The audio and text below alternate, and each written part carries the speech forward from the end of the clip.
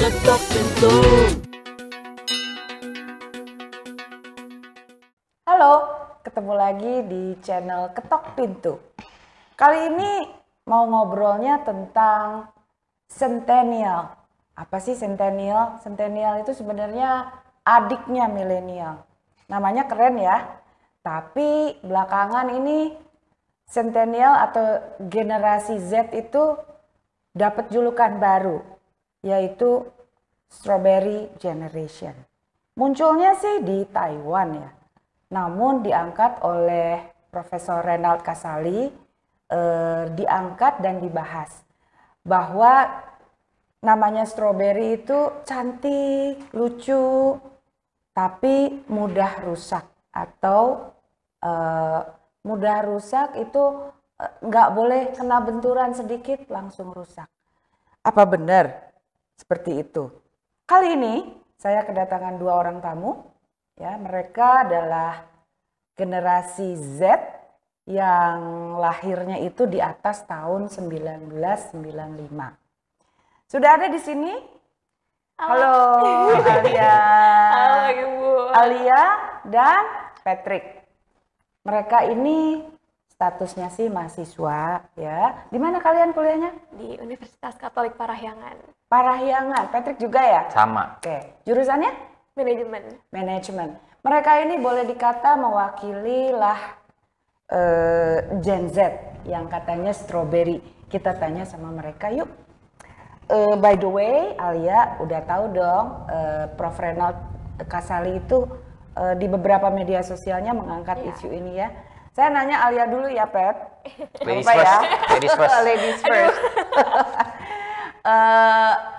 What do you think? Oke, what do I think?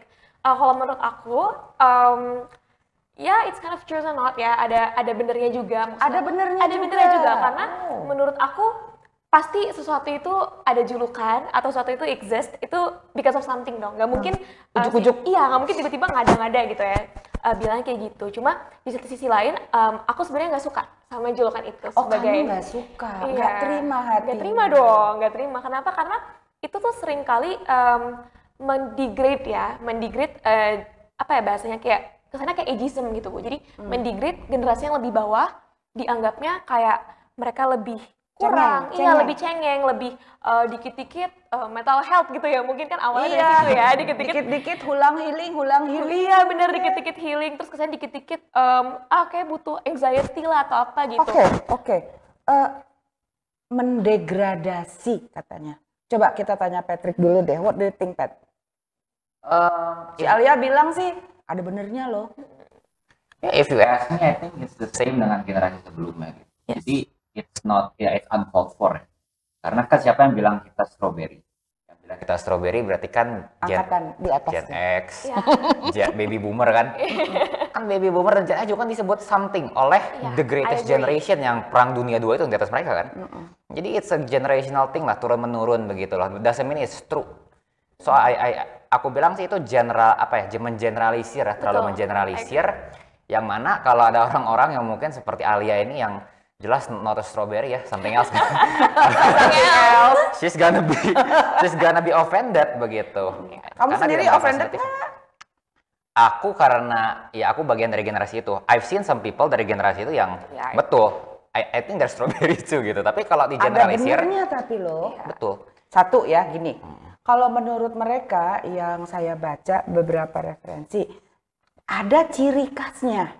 Ya, ciri khas yang pertama itu, maaf ya, katanya kalian itu generasi pemalas, generasi rebahan, ditambah situasi pandemi kemarin, kita banyak di rumah, Betul. kita bisa zoom sambil di bawahnya bukan celana pendek lagi tapi bed cover ya kan, sambil bobok-bobok. Kalau males, saya melihat ya, Alia sama Patrick itu kan banyak banget kegiatan di luar kampus ya. Boleh cerita nggak supaya mematahkan gitu ya. stigma generasi rebahan? Boleh banget Coba. Ibu. Oke, kalau dari aku pribadi, pertama aku di kampus selain akademik, aku juga ikut himpunan. Kebetulan juga jadi wakil ketua eksternal di himpunan. Keren.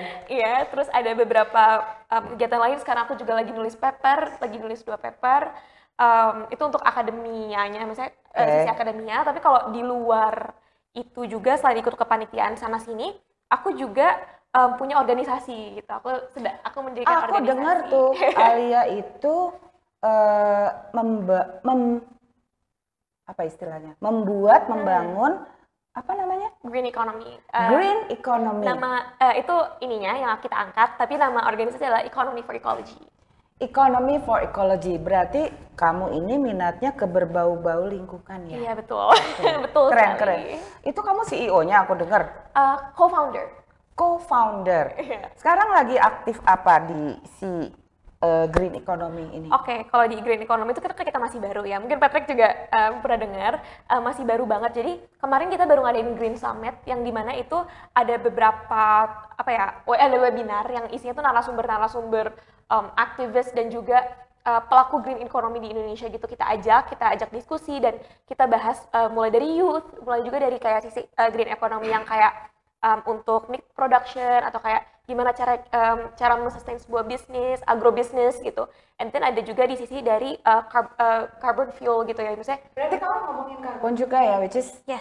Next kita explore lebih dalam soal karbon emisi. Yes, I agree. Emisi karbon. Emisi karbon benar. Ya. Greenhouse Jadi, gases ya. tapi kuliahmu gimana itu, kegiatanmu banyak gitu?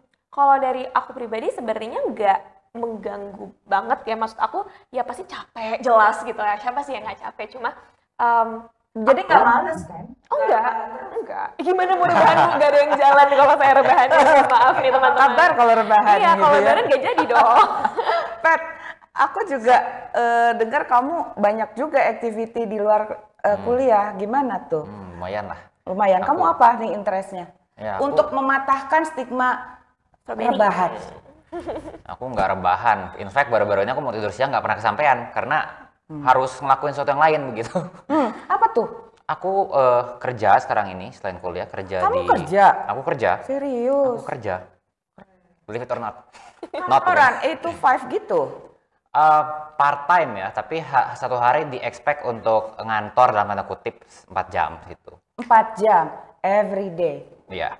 Minimal ada ketemu Zoom. Zoom, rapat ya begitu di suatu organisasi pemerintahan. Hah? Sebentar, organisasi pemerintahan, nggak salah. Keren banget. Gimana ceritanya kok bisa kerjanya bukan di perusahaan Biasa gitu ya.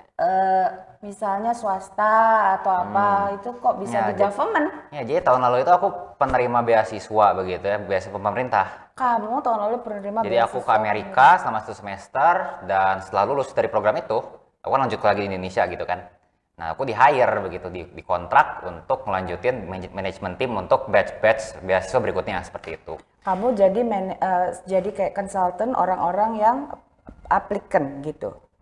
Ya, mungkin kita lebih guide them through the process ya, satu itu, lalu kita juga memastikan bahwa mereka berangkat gitu dan di sana mereka sehat. By the way, itu yang saya tahu ya, kalau beasiswa yang ada bau-bau government itu namanya LPDP ya.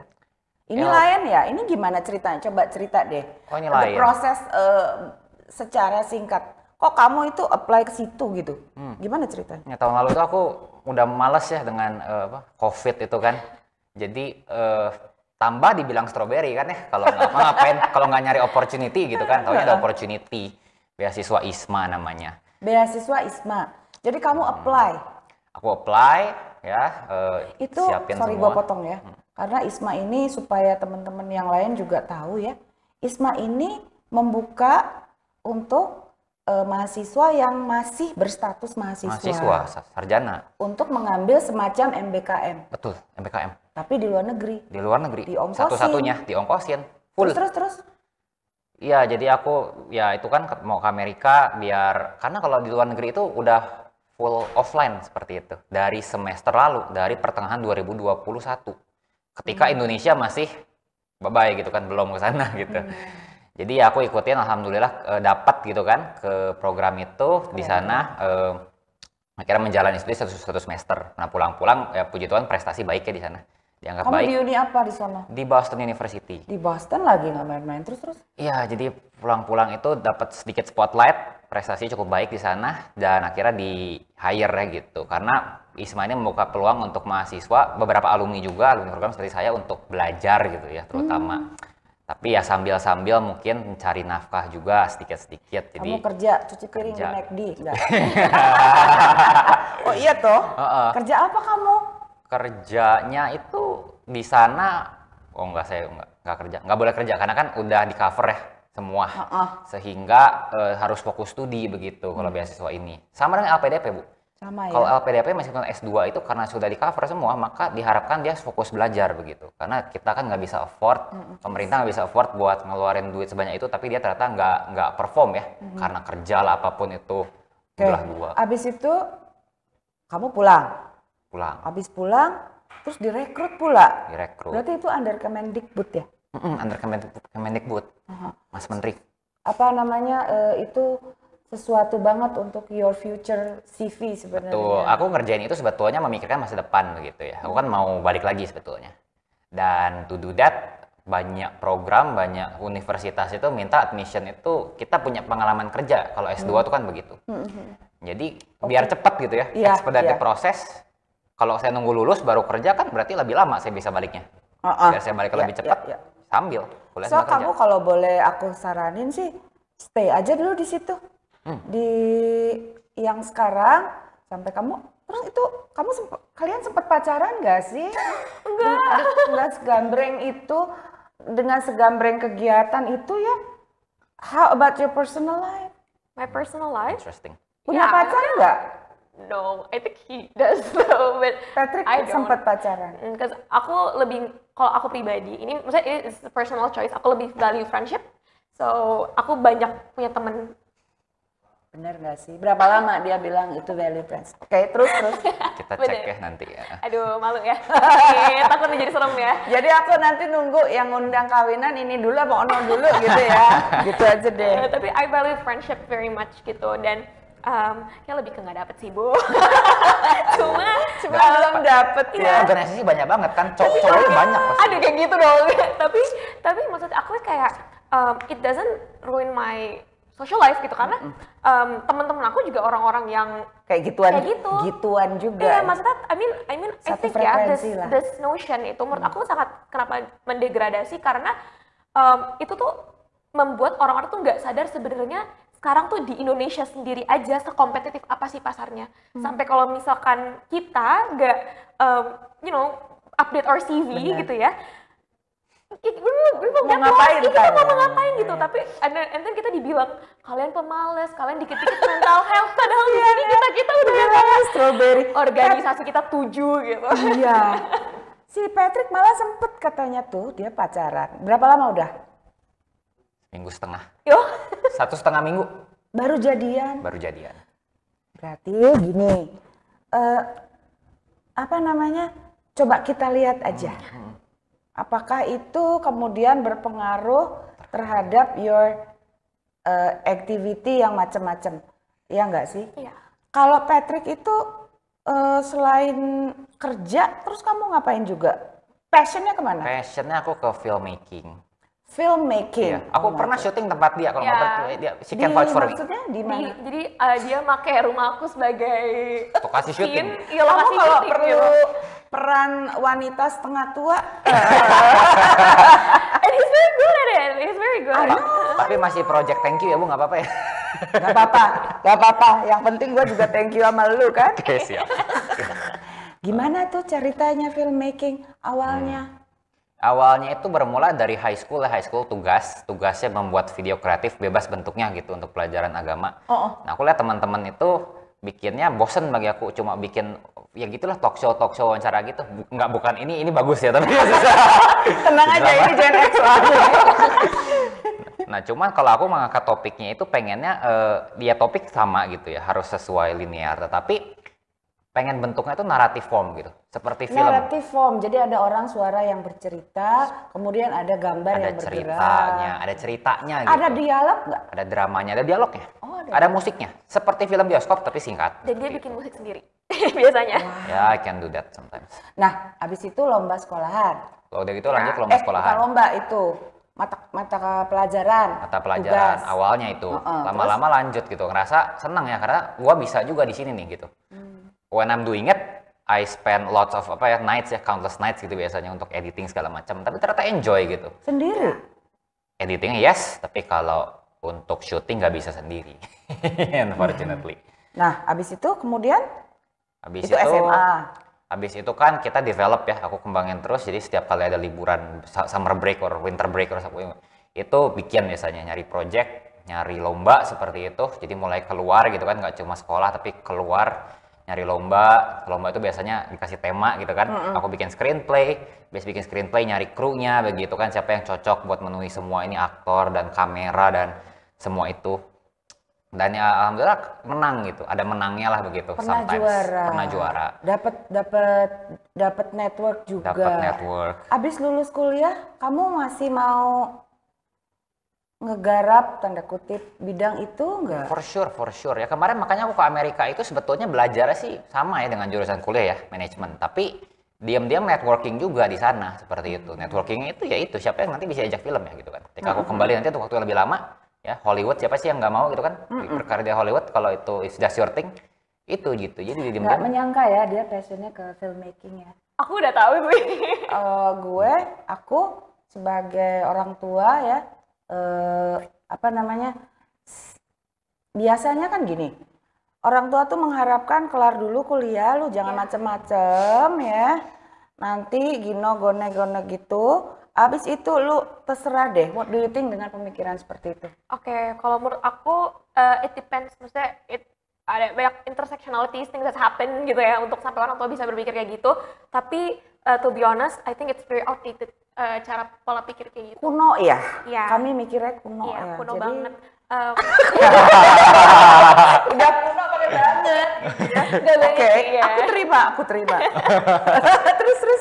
Iya, soalnya kalau makin kesini, aku juga dulu anaknya yang kayak gitu, maksudnya iya pokoknya harus selesai dulu, dan gini Kerja, terus ya kerja, and then kawin. ya pokoknya terstruktur lah hidupnya gitu. Tapi makin kesini aku makin sadar ternyata kayak ada istilah juga kayak multi potentialite gitu, misalkan kamu nggak harus kok suka di satu bidang, kamu bisa suka di beberapa bidang dan kamu juga masih bisa excel di Dan bidang-bidang kuliahnya itu. kelar juga. Dan kuliahnya kelar juga gitu kalau emang it brings you joy gitu ya. Jadi it's all about balance sih, dan pribadinya bagaimana. So, dengan kata lain, pasti kan orang tuanya nggak jauh-jauh lah, pasti Gen X juga. Gen X itu kan lahiran 65 sampai 80-an gitu ya. Berpikirnya pasti dengan pola saya. Nah, kalau bicara Gen X itu by the way itu generasi paling keren ya. Oke, gitu ya. Dan nggak punya let's agree to disagree. dan kami nggak punya julukan ya. Gen X aja dengan segala kenoraan dan kekerenannya gitu ya. Do you think they have also strength nggak?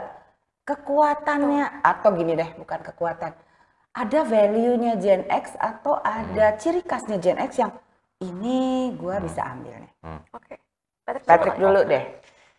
Mungkin Pasti bokap nyokap X kan? X banget, X factor.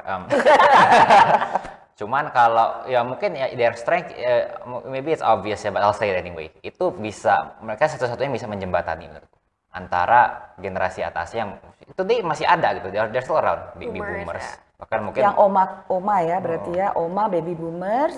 dengan generasi kita, milenial atau centennial begitu.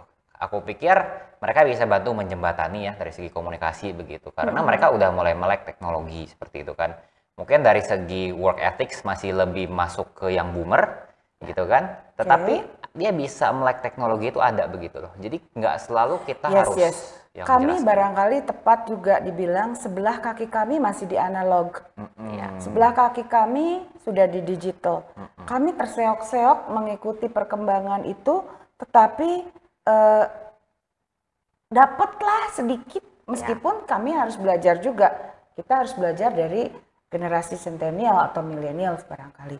Kamu gimana? Ya, I agree. Menurut aku Jadi, sorry, aku potong. Iya, it's okay. Tadi work ethics masih bisa diambil. Masih bisa diambil. I think ya mereka lebih kuat ya gitu kan, bapak mama mereka itu dari generation atau baby boomers itu lebih keras aku lihat. gitu. Jadi mereka nggak struggling. mereka nggak selembek strawberry, to be honest ya. Mereka itu I think masih generasi yang masih banyak dicambukin gitu, masih banyak oleh kayak kondisi with the belt. jatuh bangun. Iya betul ya. Ya dalam pekerjaan pun saya mengalami ketika saya merekrut milenial sebelum generasi kalian, memang mereka itu, ini ciri yang kedua ya, aku akan tanya ke Alia.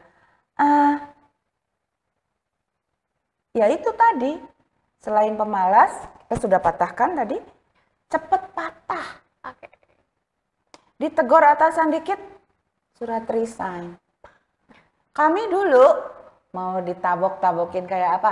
Gua tetap mesti kerja, besok mesti kerja, dan seterusnya. What do you think? Oke, kalau aku mau nambahin sedikit dulu kali ya tadi. Boleh. Masalah about kayak my parents especially.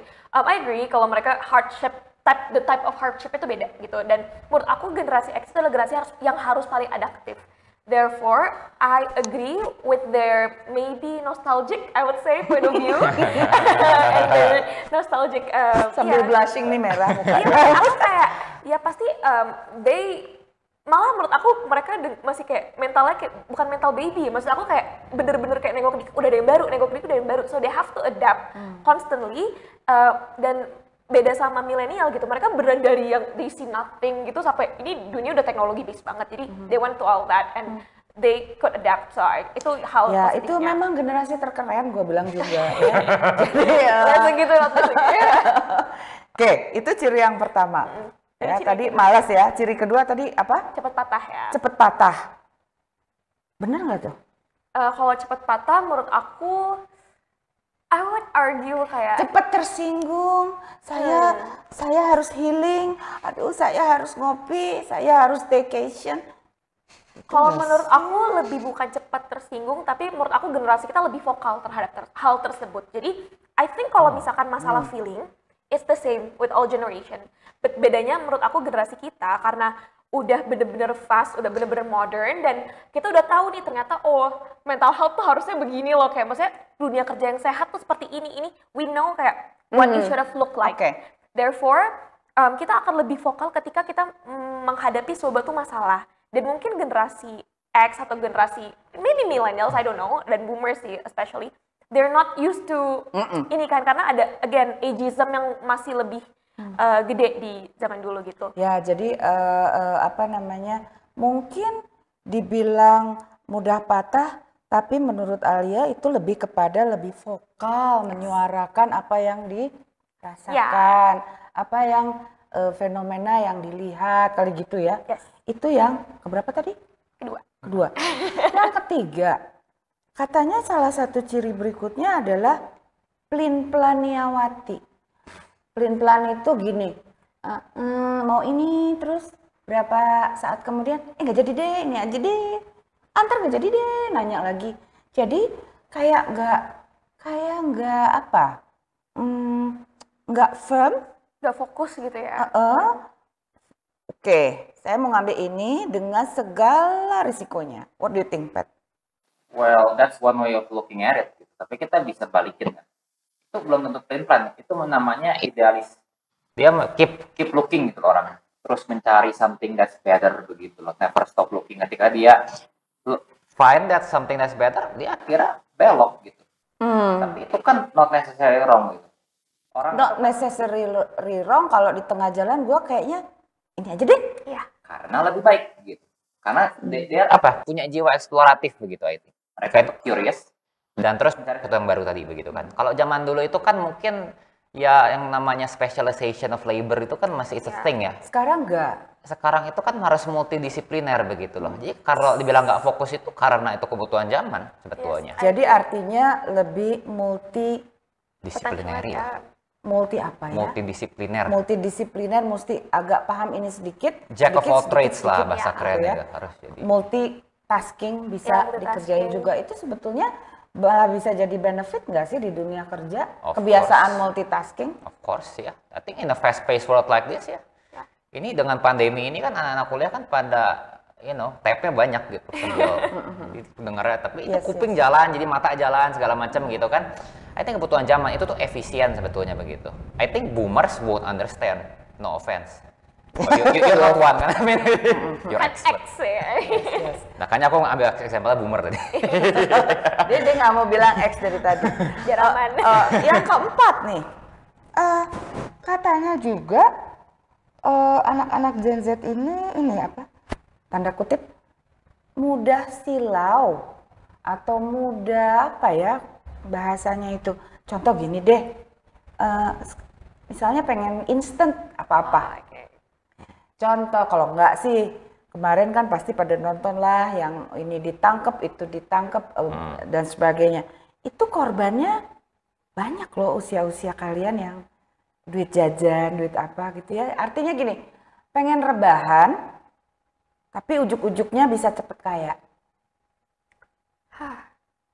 I think Korbannya banyak nih masalahnya. What do you think deh? I think kalau masalah itu it's not it's not masalah silau, but I think that's just like human nature. You guys want efficiency gitu kan? It's human nature to want something very fast, something Yes. very quick.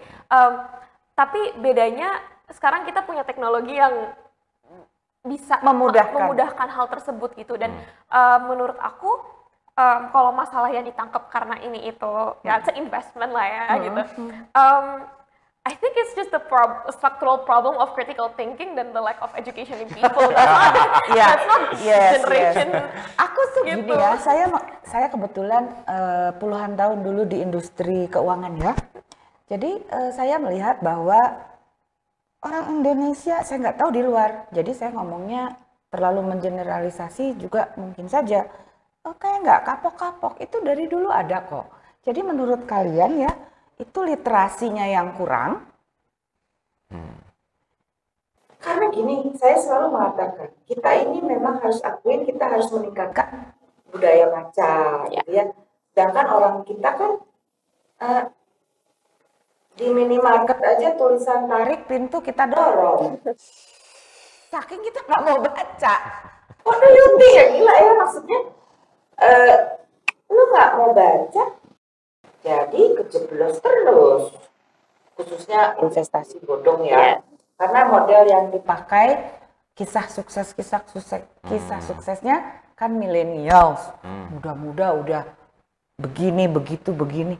Nah, menurut Alia dan Patrick, di lingkungan pergaulan kalian, tuh teman-teman tuh kepengaruh juga nggak sih? Artinya tanpa mempelajari lebih dalam, regulation, macam-macam, mereka just chip in. Gitu nggak, Pet? Ya, itu menarik ya, karena pergaulan kan, aku lihat dua sisi gitu loh. Pergaulanku ada yang, they're high-end smart gitu kan. Ada juga yang other end of the spectrum. Nah, aku lihat yang kejebak di misalkan Ponzi scheme gitu, I know gitu, dan karena dia mencoba menjebakku juga bisa. Pyramid scheme, well, itu dia yang, mohon maaf, tapi dia nggak merhatiin di sekolahnya gitu loh. Jadi menurutku sekolah itu ya say what you wanna say about that gitu ya.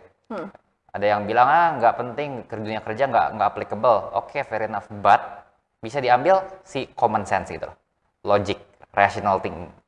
Nah, I think yang bisa kejebak begituan gitu ya, generasi apapun for that matter, itu kurangnya itu gitu. Bukannya kurang kayak spesialisasi disiplin manajemen atau HI or whatever, tapi si yang benang merah itu semua kan semua punya, jadi punya logic, punya common sense. Nah, common sense-nya itu nggak dipakai kalau menurutku. Itu yang menyebabkan orang-orang tertentu itu, yang misalkan tadi contoh yang nggak merhatiin di sekolah, yang nggak serius gitu ya, yang bener-bener parah gitu, itu jadi itu banyak gampang untuk terjebak ke sana gitu loh, believe it or not. Bukan berarti yang pintar akan free gitu, foolproof, tapi lebih kecil peluang jatuhnya gitu aja aku maksud. Di tempatmu gimana, di lingkup pergaulanmu? Oke, mirip-mirip juga sih sebenarnya, ada two types of spectrum gitu ya kalau misalkan kita tarik garis gitu. Yang doyan judi-judi? Juga pasti. Masih ada yang juga. judi, aduh. Tapi kalau menurut aku sih ya, aku kan I come from kayak macam-macam background juga. Aku pernah di sekolah negeri, di sekolah swasta dan lain sama sama aku. sebagainya.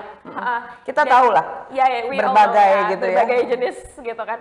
So I think itu juga ada faktor yang lain.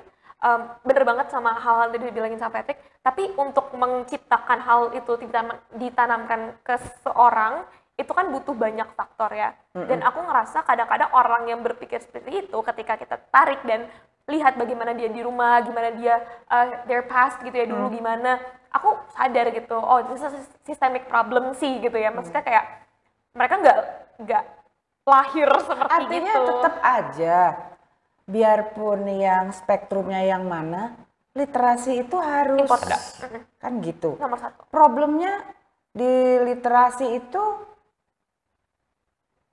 budaya bacanya bukan yang bermasalah kita itu. Do you think? Ya. Kamu kan seneng filmmaking. Bisa nggak dijembatanin supaya orang nonton film kamu tereducate? Ada nggak ke sana? Ada. Kamu juga. Dia punya katakanlah NGO ya. Ya. NGO yang bicara tentang carbon emission. Ada nggak? Gini masalahnya ya. Saya ini sebetulnya mungkin pertanyaannya begini. Your generation itu punya kepekaan sosial nggak? Of course. Lebih frank aja lah ya. Yeah. That's clear. Ini last question. Jadi you make it You wanna go for short lah.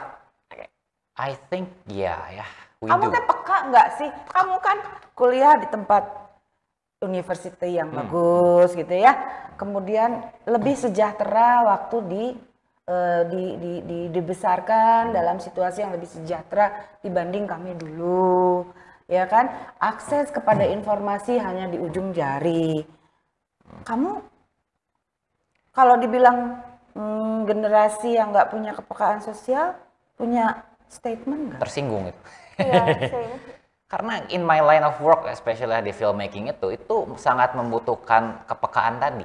Karena yang kita lakukan itu ketika kita meninjau gitu ya, memikirkan mau bikin cerita apa, itu kita melihat ke tadi sosial, kita nggak melihat ke sains, mohon maaf gitu. Kita lihat ke masalah sosial kebanyakan. Ya, jadi kamu bisa melihat langsung bagaimana di sana.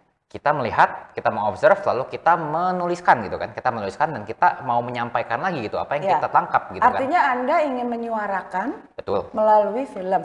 betul seperti itu. Karena tadi literasi nggak mau gitu ya, nggak mau baca, ya udahlah nonton aja Emang kan di kampus lebih. nggak diajarin mata kuliah kepekaan sosial begitu ya? Adalah. Apa nama mata kuliahnya? Namanya pelayanan kepada masyarakat, PKM. Dosennya siapa?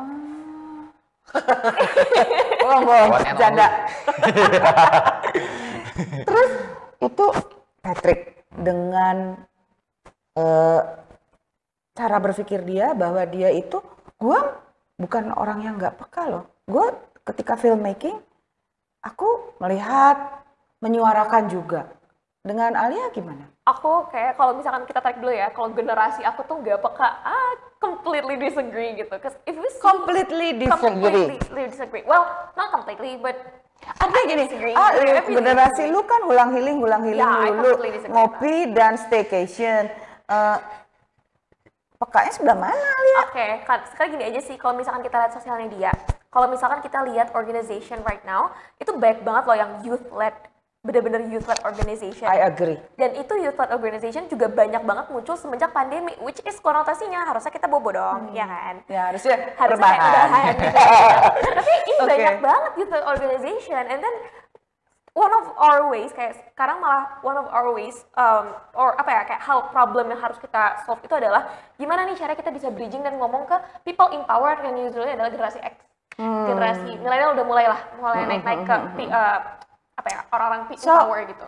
Kalau kebetulan saya sore ini ya, teman-teman ketok pintu, kita ketemu generasi centennial yang nggak sudi ya, dibilang strawberry, dan mereka sudah melakukan pembuktian-pembuktian dengan aneka kegiatan mereka yang mematahkan stigma-stigma lah gitu ya. Kita akan ketemu lagi, thank you ya Alia, your time, Patrick, your time. Kita akan ketemu lagi di edisi berikutnya dengan menghadirkan gen-gen yang lain dengan apa namanya, mereka punya opini-opini yang semakin menarik untuk kita cermati. Sampai sini dulu ya, kita ketemu lagi next edition. Thank you. Ketok pintu.